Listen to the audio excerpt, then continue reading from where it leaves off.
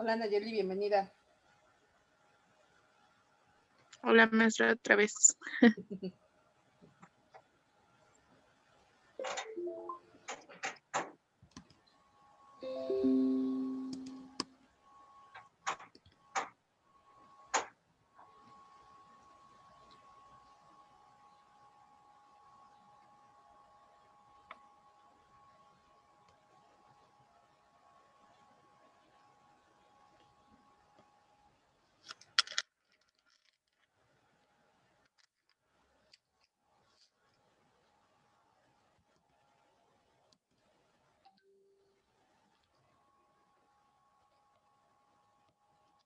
Hola Anita.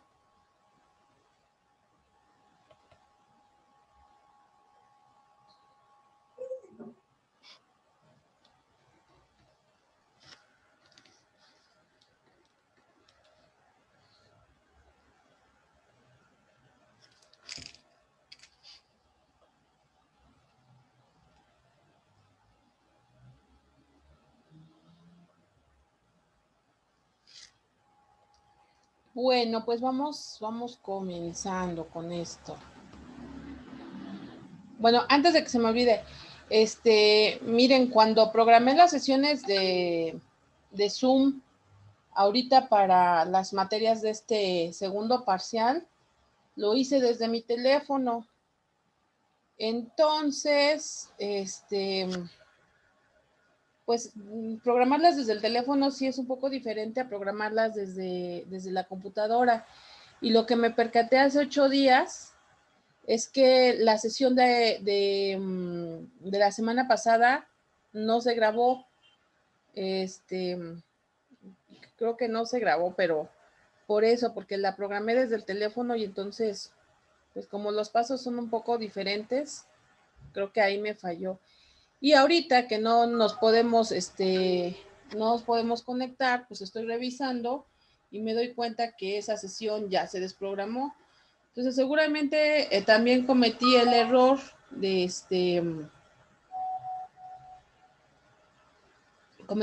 nada más ponerlo para una semana y por eso ya se perdió. Entonces lo voy a tener que volver a reprogramar.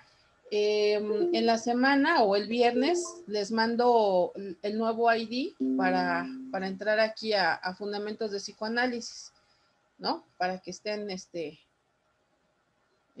al tanto, ¿no? Y pues voy a ver qué puedo hacer porque no sé si se pueda recuperar la sesión de hace 8 días. Pero bueno, vamos a ver. ¿Qué decía Antonia? Que sí, ¿verdad? Ya le contestaron. Ah, bueno, gracias. Esperemos que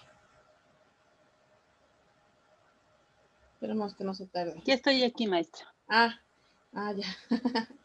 Es que ya ve que aquí nada más se ven 4 cuadritos y no la veía. Ajá. Sí. Bueno, ok. Vamos bien, vamos entonces a retomar lo que veíamos la semana pasada. La semana pasada entonces hablábamos de que Freud, a partir de este ejercicio en la clínica que él va teniendo, pues empieza a observar varias cosas y esto es lo que lo va a impulsar a ir desarrollando esta teoría que en la actualidad pues vamos a conocer como psicoanálisis, ¿no? Nos dice aquí este punto, la manera en cómo se distribuye el material consciente, preconsciente e inconsciente varía de persona a persona.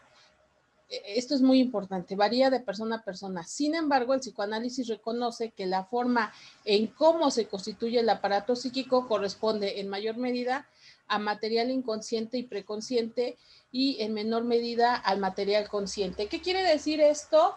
Que las experiencias que yo tengo en el pasado y que se van quedando precisamente en el inconsciente y en el preconsciente son lo que va a generar mi personalidad y también obviamente a partir de esta personalidad, entonces, ¿cómo me voy a comportar en el futuro? ¿Cuáles son las situaciones con las que voy a vivir?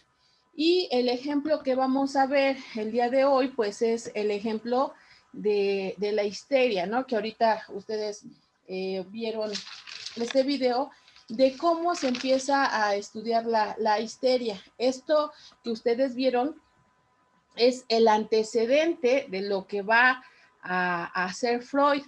Y si ustedes se dan cuenta, realmente este primer video no habla de lo que hace Freud, sino habla de lo que hace Charcot. Y esto que hace Charcot, bueno, ya después Freud lo va a ver cuando él asiste a clases con él. Y esto es lo que le va a dar entonces esta idea de empezar a estudiar todas estas patologías. No recuerdo si es este video o en algún libro que leí, pero dice, esto es lo que le hace a Freud pensar, o más bien dedicar su vida laboral al estudio de las patologías.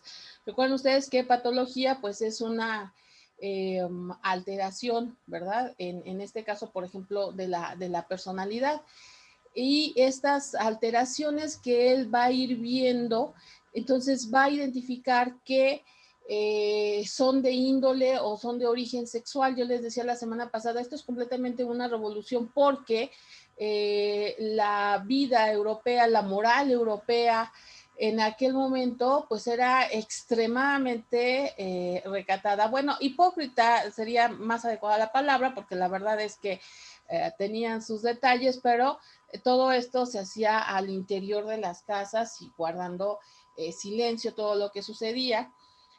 La verdad es que pues la cultura siempre ha tenido una tendencia hacia la sexualidad, pues vamos a decir una tendencia natural, pero que desgraciadamente la tradición cristiana, la tradición católica, lo fue limitando durante toda la Edad Media y los siglos que siguieron con respecto a la Edad Media.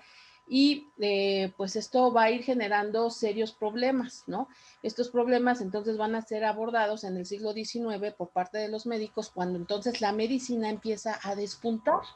Ellos se van dando cuenta pues de ciertas situaciones y Freud es uno de los actores en este escenario del descubrimiento de lo que va a ser la sexualidad en la vida de los seres humanos, ¿no? En el primer capítulo del libro que les mandé, Lecciones de Introducción al Psicoanálisis, el autor, Oscar Mazota, pues de alguna manera ya lo empieza a identificar o nos lo empieza a señalar, ¿no? Cómo es que en este mundo de finales del siglo XIX y principios del siglo XX, que hay de peso todas estas ideas que Freud va a empezar a proponer, ¿no? Nos dice aquí la conformación de la personalidad según el psicoanálisis, el psicoanálisis freudiano, porque hay que entender también que está el psicoanálisis freudiano, el psicoanálisis de Lacan, el psicoanálisis de Jung, el psicoanálisis de... se me fue el otro, que también es importante. Bueno, de diferentes autores, ¿no?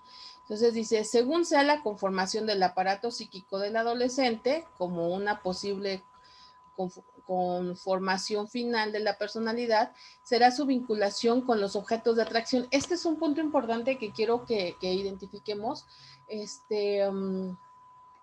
Cuando nosotros estemos hablando de psicoanálisis.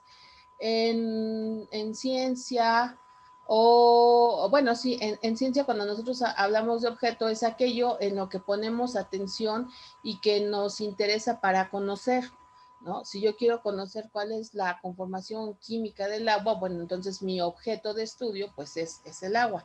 Cuando nosotros estamos hablando en psicoanálisis del objeto, es aquel objeto que al que dirijo mi atención, es mi objeto de deseo, que no, como vamos a ver, no solamente es objeto de deseo un hombre o una mujer si soy heterosexual, u otro hombre, otra mujer si soy homosexual. No se refiere a eso en un sentido estricto Freud, sino simplemente en lo que yo estoy poniendo mi atención. Como ustedes se van a dar cuenta, de repente hablar del psicoanálisis pues es un poquito complicado, entonces sí necesitamos poner atención en cuál es el significado de las palabras que se están utilizando desde el psicoanálisis, que en muchas ocasiones va a ser diferente al lenguaje común, inclusive al lenguaje común científico, ¿no? Bueno, entonces tenemos el objeto de atracción y el proceso del desarrollo mismo en esta etapa. Dependiendo de cómo logró equilibrar sus instintos y normas sociales, acuérdense de la batalla del yo y esta intermediación del super yo con que Leslie nos decía, ¿no? Que le gustaba la imagen. La batalla del yo con la intermediación del super yo con el ello, ¿no? Entonces, la batalla del yo con el ello intermediados por el super yo. Entonces, por eso, nos regresamos. Por eso dice aquí, ¿cómo logra equilibrar sus instintos y las normas sociales? Es decir, estas tres instancias, estos tres elementos, ¿no?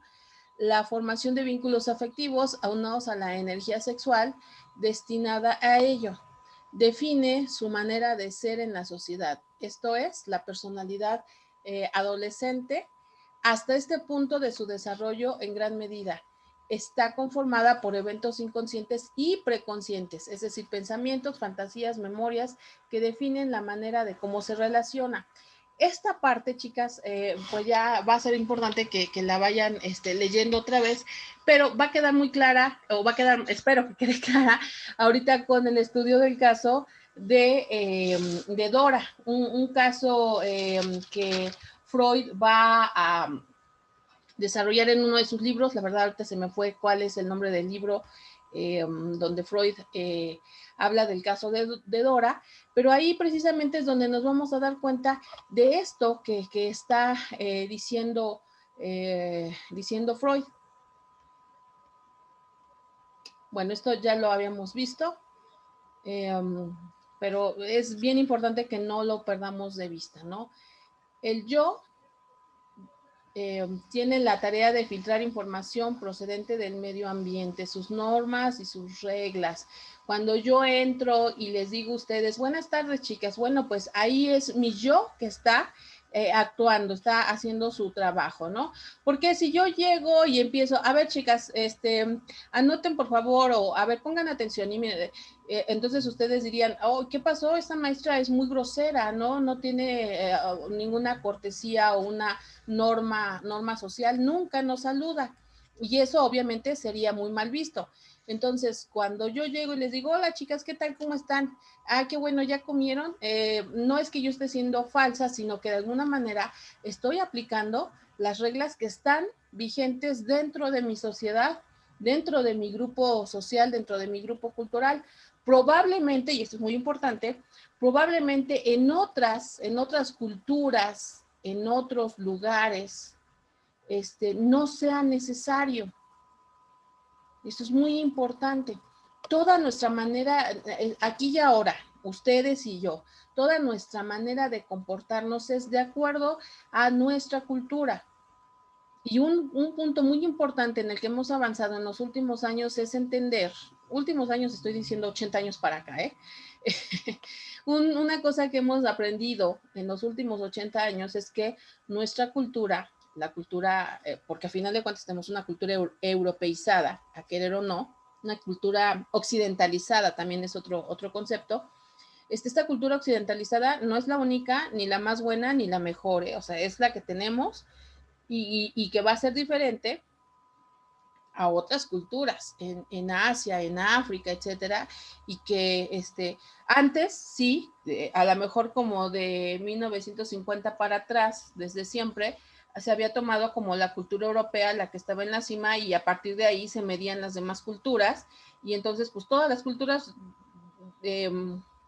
resultaban ser menores. No, hoy sabemos que no, ¿no?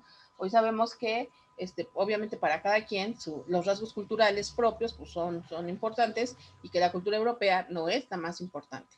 Pero bueno, nosotros aquí y ahora, Ana, Nayeli, Antonia, etcétera, tenemos una cultura europeizada u occidentalizada. Entonces, dentro de esa cultura occidentalizada, nosotros seguimos estas normas sociales para tener una buena convivencia.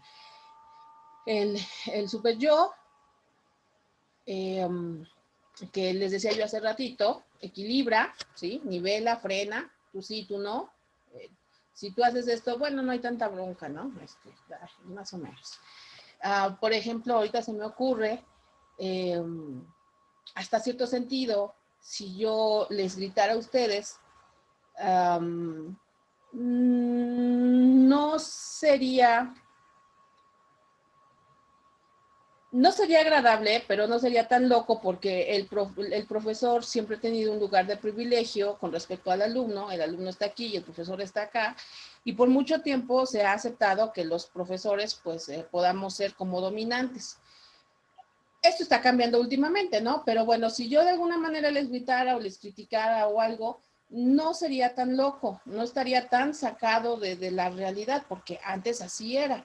Entonces, bueno, ahora no, entonces aquí ya va cambiando, ¿no? Ya hay una transformación. Quién sabe cómo sucede en los próximos años, pero bueno, va cambiando. Entonces tenemos que estar conscientes de esto, las cosas van transformando.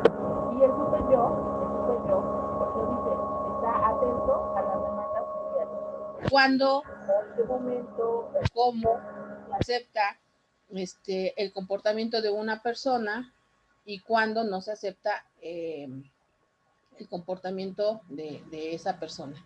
Entonces, por eso es mediador, ¿no? Por eso es que va equilibrando.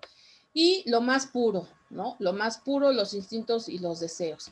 ¿Cómo van moviéndose esos instintos? Bueno, pues hay varios mecanismos. ¿Y qué es lo que sucede cuando estos mecanismos no están en concordancia, cuando es conflictivo, etcétera, ¿no? Nos dice aquí, el material preconsciente es información que de alguna manera se encuentra disponible, sin embargo, es complicado entender esta información debido a cómo, eso es importante, debido a cómo es que se manifiesta en el individuo.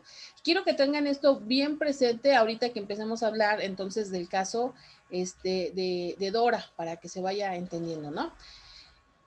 Dice, de hecho, en este material con el que el psicoanalista trabaja mayoritariamente en sus pacientes, y vamos a ver entonces cómo Freud trabajó esta parte con Dora.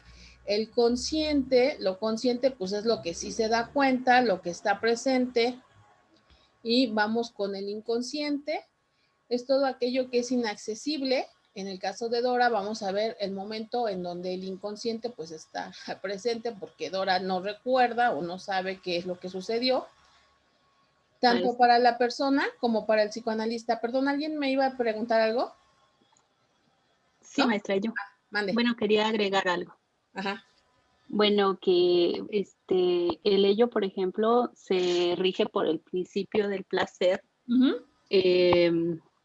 pues como por instinto de supervivencia, ¿no? Todas esas cosas que nos hacen falta, como comer y ir al baño, y que nos da placer hacerlas, ¿no? Y el super yo se rige por el principio del deber, lo que debo de hacer de acuerdo a las normas que yo aprendí desde pequeña. Ajá. Entonces él nos va a decir, si yo quiero hacer algo que está fuera de la norma, nos va a decir, bueno, esto no lo debes de hacer por esto y por esto. Y el yo, pues tal vez es como un poco condescendiente, bueno, sí, hazlo, pero que no tengas consecuencias negativas, ¿no? Para ti ni para... Y eso depende de cada persona, ¿no? De acuerdo a la personalidad, ¿no? Y el yo y el super yo forman la personalidad de acuerdo al contexto donde uno vive, donde... Claro. A la familia, el estado, todo depende, ¿no? De esas circunstancias. No sé si esté bien, maestra. Sí, no, es correcto. Bueno, eso es lo que recuerdo yo de... A ver, nada más espérenme tantito. Acuérdense de levantar la mano, porque si no, entonces interrumpimos. Maestra, Sí, es que yo no encontré, le busqué la palabra, pero le busqué. Porque además ahorita ya quité la cámara y ya no estoy viendo, pero a ver, déjenme, ahí está. Me equivoqué, o más bien dicho, no escuché bien, o no era Anita la que iba a hablar, Sí. o era Des. Sí, No, Anita se me también activó quiso. el micrófono. Ya. A ver, Iba a entonces. decir que el yo es un mediador del el ello y el super yo. ¿El yo es un mediador? Digo, sí, no, espéreme. El ello, ¿no? No, No, sí, el yo es es el el yo, mediador es de el los yo. dos. Sí, es el mediador de los Aquí está. El mediador es el super yo. Sí, Sí, porque él se el rige. yo es mediador del super yo y del ello. El yo es el que es el mediador de los dos. Sí, porque Bueno, se ok, rige por el sí, ya principio de entendí, la tienes razón realidad, lo o que sea, estás lo que diciendo, tienes razón. Sí, si el id como el yo, bueno, el id o el ello, como bien nos dijo Antonia, son precisamente los deseos o los instintos, y el super yo van a ser dice aquí, está atento a las demandas sociales. El super yo es, ¿cómo lo dijiste? El super yo es el se mediador rige por el principio del deber. del deber, ok. El yo es el que media las ¿cómo se dice? Las voluntades del super yo y del ello. Él como que encuentra cómo mediarlas. Ok. Sí, y de acuerdo a la realidad que está viviendo. De acuerdo a la realidad que está viviendo. ¿Saben ustedes? Y esto se los comento porque estábamos hablando de las cuestiones de la cultura. ¿Saben ustedes que en el Polo Norte, la cultura Inuit, que les llamamos, se me fue el nombre, bueno, como tanto me he aprendido que son Inuits, esquimales, mal llamados esquimales, ellos no se llaman esquimales, se llaman Inuits, y nosotros comúnmente los conocemos como esquimales.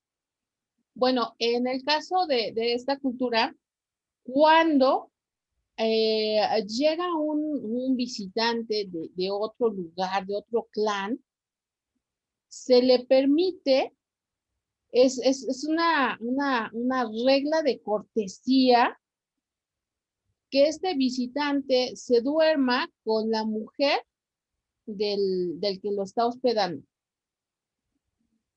Entonces, imagínense ustedes aquí y ahora esa regla de cortesía, además de todo, esa regla de cortesía que alguien quisiera aplicarla, pues no, o sea, simplemente eso sería bastante extraño, ¿no? Es más, no, extraño tal vez no sea la palabra, eso sería muy falto a la moral, etcétera, etcétera. Claro, finalmente los Inuits tienen una razón y que también va aquí, en la cuestión de más que nada de las cuestiones de instintos, que antes nos decía Antonia, esta cuestión de de la cuestión instintiva, se me fue la cuestión que tiene que ver con Eros, que es la cuestión de la vida. Se me fue. Pero bueno, la razón que ellos tienen es porque en esas latitudes el intercambio genómico, que no lo saben, pero esto es tan natural y es tan instintivo, tiende a ser muy endogámico, ¿no? Es decir, no hay como un intercambio genético, entonces generaciones, generación tras generación, pues cada vez se va haciendo más cerrada, más cerrada, más endogámica, y cuando llega alguien, es bueno que deje sus genes dentro de ese grupo, porque entonces por fin hay una variedad, ¿no? Digo, a lo mejor hoy por hoy ya no, pero antes sí, antes era muy poca la gente que llegaba allá, entonces pues se aceptaba esa situación. Entonces hay una razón de ser.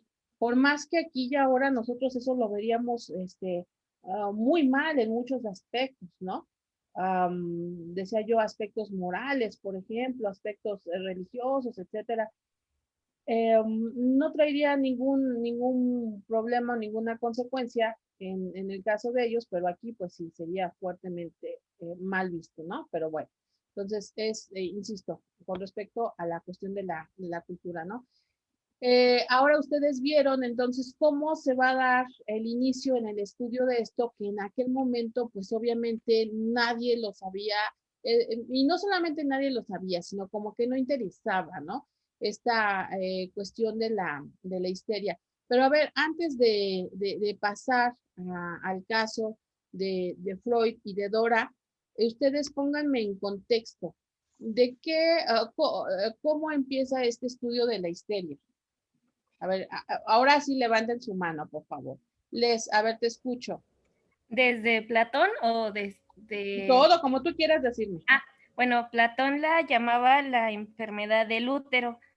Decía que el útero se descontrolaba porque quería tener hijos. Uh-huh. Después se hicieron un poco más de investigaciones y creo que fue Charcot el que también descubrió la histeria masculina porque se le atribuía solo a las mujeres. Ajá. Y fue quien comenzó a hacer estas investigaciones y Freud también, llegaron a la conclusión de que no era apropiado solamente a la mujer, sino que la histeria era, ¿cómo decía? Ya lo perdí, espérenme. Uh-huh. ¿Quiere que continúe y ahorita le retomo? A ver, ¿quién me apoya?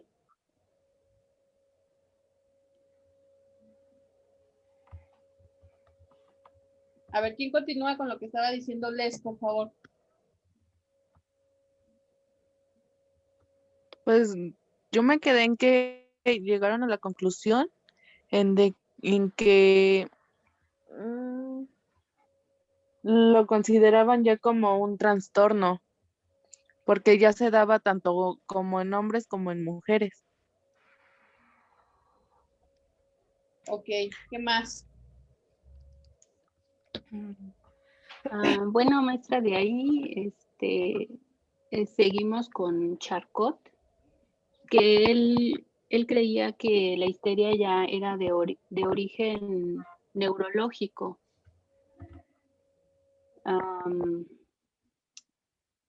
Porque pues las personas o más bien las mujeres que él veía, tenían como ciertas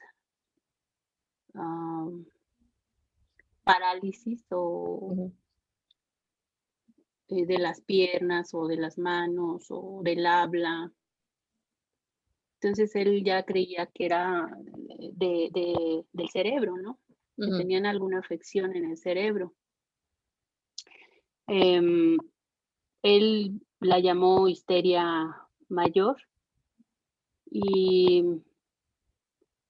pues creía que con la hipnosis iba a aliviar de cierta forma a estas pacientes, ¿no? Creándoles un estado, ¿cómo se podría decir? De conciencia. Les inducía a ese estado. Pues donde él pudiera, como, sí, para poder aliviarlas, y de cierta forma le funcionó al principio, ¿no? Pero esas crisis volvían, después volvían, no se aliviaban, se puede decir, sino que nada más era como un paliativo, se aliviaban, ¿no? en un tiempo, sí, y después regresaban. Entonces ya se dio cuenta pues que no había un alivio o lo que él esperaba, ¿no? Una cura. Uh-huh.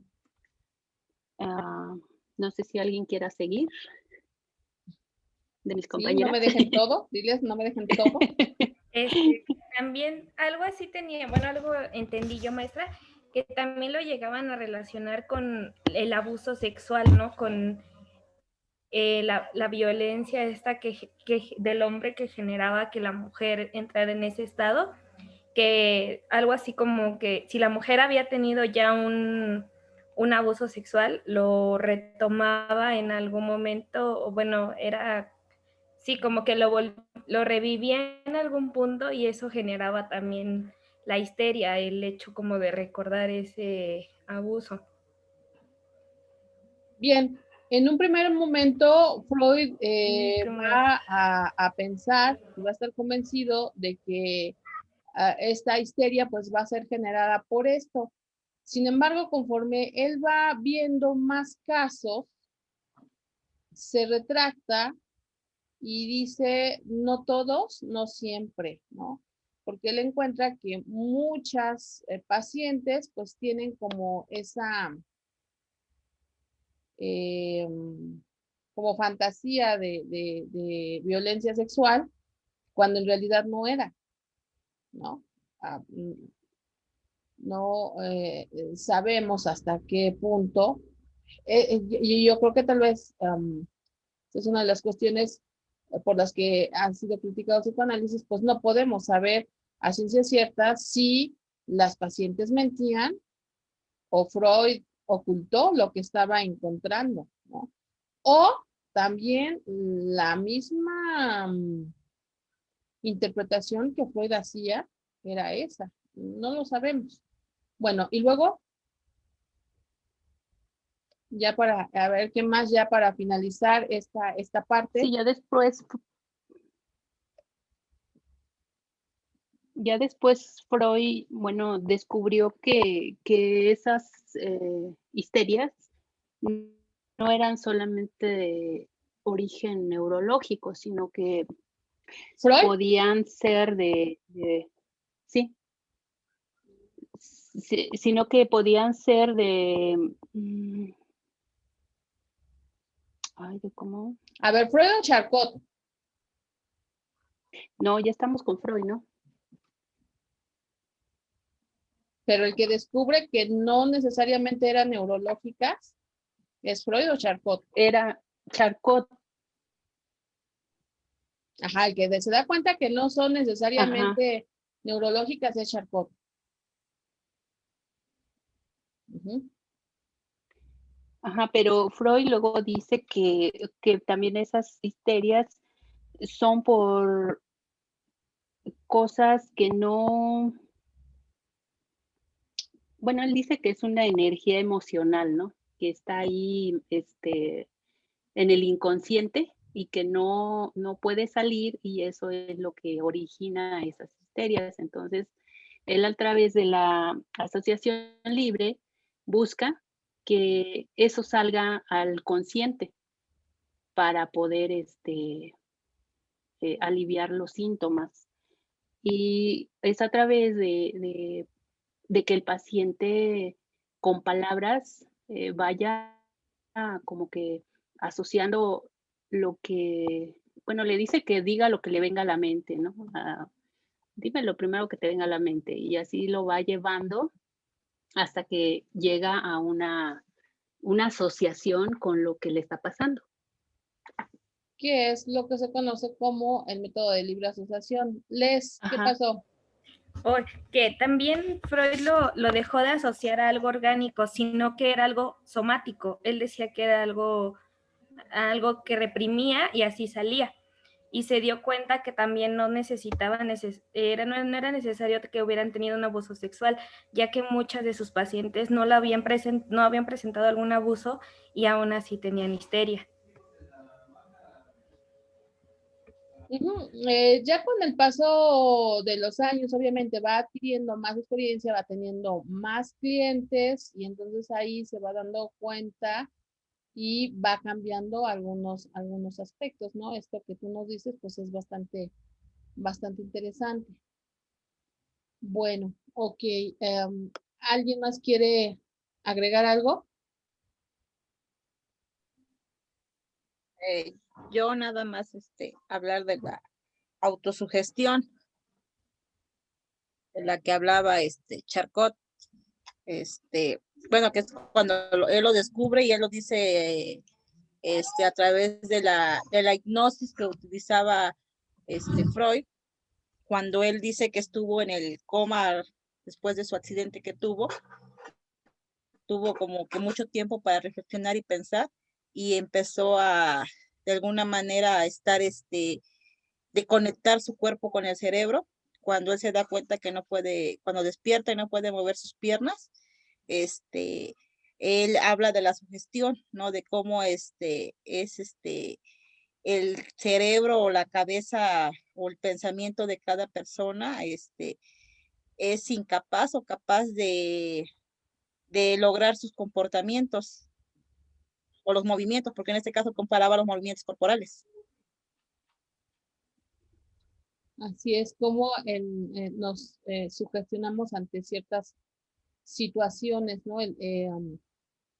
Que ahora es como muy común de repente tener en consideración eso, que el cerebro se va a creer muchas cosas y entonces esto es parte de esa autosugestión, ¿no? Que viene dado con ese ejemplo que dices del hecho de que no se podían mover los, los- las piernas, ¿no? Pero bueno, ok. Bien, les decía que uno de los casos conocidos del estudio de la histeria, pues era el famoso caso de Dora, ¿no? Dora es una chica a la que su papá la lleva a consulta porque tiene, de repente tiene como cuadros de mucha tos y de repente también tiene, se me fue el nombre, afasia. Bueno, no puede hablar. Se le presentan los cuadros de tos y no puede hablar. Entonces, eso pues obviamente le crea problemas y su papá está muy preocupado y entonces la lleva a la consulta. Ahí pues empieza, obviamente Freud empieza a indagar sobre su vida, quién es esta chica. En ese momento en que se presenta a la consulta, perdón, ella tiene 18 años, le va a ayudar a Freud, a querer o no, a considerar dos temas importantes dentro de su obra, que es la interpretación de los sueños. Freud empieza a analizar y a ver que los sueños tienen mucho que ver en el desarrollo de este aparato psíquico. Entonces, hay dos sueños de Dora específicos con los que él va a estar trabajando, pero también a la vez va a ir identificando cómo se van a dar todos estos procesos psíquicos a partir de esa situación. Pero el punto que ahorita nos interesa con Dora es cómo se va a presentar entonces este caso de histeria, ¿no? Sus papás son dos personas que están juntos, pero tienen una mala relación, una relación ahí, pues digamos ya fría para ese momento. Tiene un hermano mayor que en su momento pues era su héroe, como muchas veces suele suceder entre los hermanos, pero ya después empiezan a tener problemas y se empiezan a separar un poco, se empiezan a distanciar entre ellos. Todo el asunto que contrae esta enfermedad de Dora, como lo voy a decir ahorita, está alrededor de un par de personas de otro matrimonio al que Freud les denomina los señores K. Y entonces esto va generando problemas al interior de esta familia de Dora. Y Dora, pues digamos, toma inclinación por su padre y su hermano toma inclinación por su madre, y entonces esto también va a generar como esta ruptura o esta separación de la familia. ¿Por qué? Porque, bueno, Dora apoya al padre y su mamá es apoyada por su hermano. Su mamá es una mujer que tiene algo que Freud denomina psicosis de ama de casa, que es esta obsesión que tienen algunas personas, esta compulsividad a estar limpiando todo constantemente. Apenas cae una gota en una mesa y inmediatamente ya la están limpiando.